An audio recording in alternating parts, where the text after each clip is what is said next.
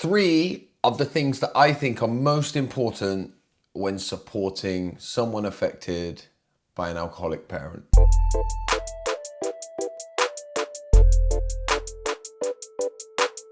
Welcome back to my channel, and if this is the first time that you've ever been here and you want to learn more about growing up in dysfunctional homes, understanding your emotions on a deeper level and coming back to who you really are, then make sure that you have subscribed and you turned on the notifications so you know each and every time that we post a new video. I think one of the biggest problems that people have when they're trying to support somebody that is affected by a parent's drinking in any way is there can be this tendency to clam up and not know what to say. How do I be there for this person? What's the right things to say and what's the wrong things to say? I think if you follow these three things when you're listening, then it's going to be really useful for you.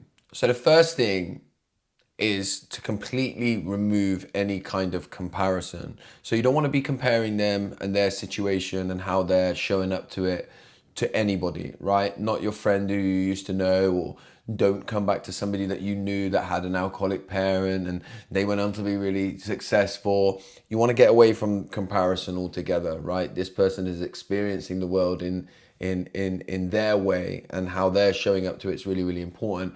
And then specifically, no comparison to siblings.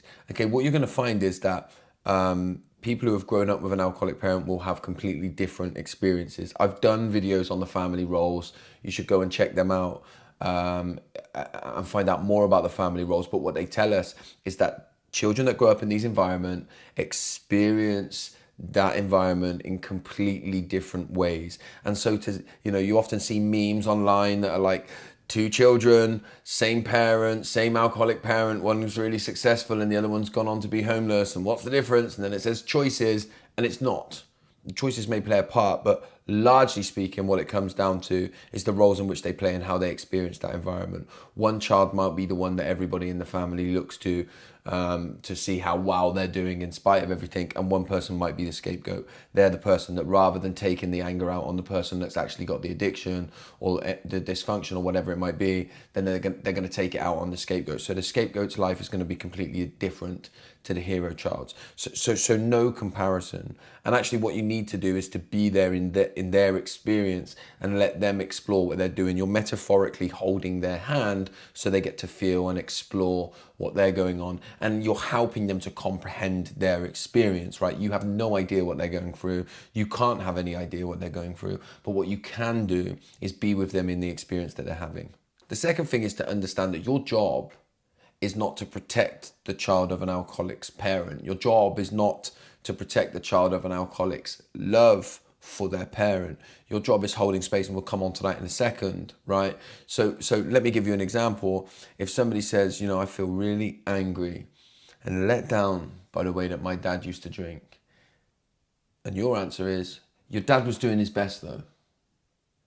You see how devaluing that is, right? The child will normally know that their dad is doing their best. They will have come to that understanding through force, because they have no choice but to understand that. What nobody normally does for them is hold the space in those difficult moments, right? Is to be there with them in those difficult spaces, to say, it must make sense. It makes total sense that you feel that way, right? I'm not surprised that you feel the way that you do, right?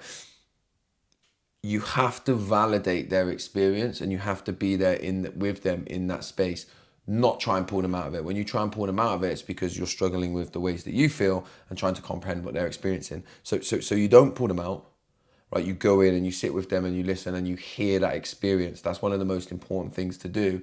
And your job is to not protect their relationship with their parent. Most children that struggle with their parents, right, they have that undying love. That's why they're still there.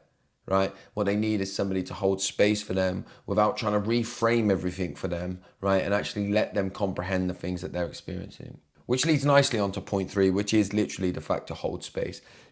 Let the person lead. If they go in and they want to start talking deeply about stuff and they want to talk about the difficult emotions, you're going to have to regulate your own body and understand how much you want to pull them out, because you don't want to go into those emotions because you're struggling with them so much. So you have to let them do them, and you have to let them have those experiences.